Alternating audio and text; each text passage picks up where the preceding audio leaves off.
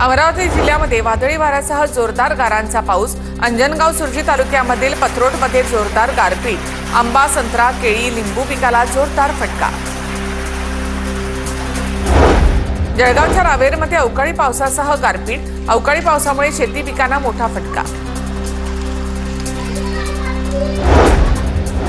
जालना जिल्ह्याला yellow alert जारी। जिल्ह्यामध्ये तुरळक ठिकाणी विजेच्या कडकडाटासह पावसाची शक्यता। मागील आठवड्यामध्ये अनेक भागात अवकाळी पाऊस। गोंदियाच्या अर्जुनी मोरगाव तालुक्यामध्ये वादळी वाऱ्यामुळे मका पीक जमीनदोस्त। शेतकऱ्यांचे लाखोंचे नुकसान भरपाई देण्याची मागणी। अकोल्यामध्ये सकाळपासून ढगाळ वातावरण। उकाड्यापासून नागरिकांना काहीसा दिलासा। राज्यामध्ये वाढलेल्या तापमानामुळे 34 जणांना उष्माघाताचा त्रास झाला। अनेक ठिकाणी तापमानाचा पारा 40 अंश सेल्सिअसवर गेला आहे। सर्वाधिक रुग्ण बुलढाणा जिल्ह्यामध्ये आहेत। विदर्भात उन्हाचा पारा पुन्हा वाढला।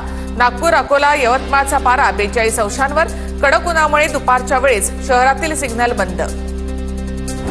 मराठवाड्यामध्ये दुष्काळाची दाहकता, पाणीसाठ्यामध्ये झपाट्याने घट। अल्प पाणीसाठ्याची पक्ष्यांना देखील झळ। पाणी नसल्यामुळे पक्ष्यांचे हाल। सुखना धरणामध्ये पक्ष शोधण्यासाठी पक्ष्यांची मोठी गर्दी।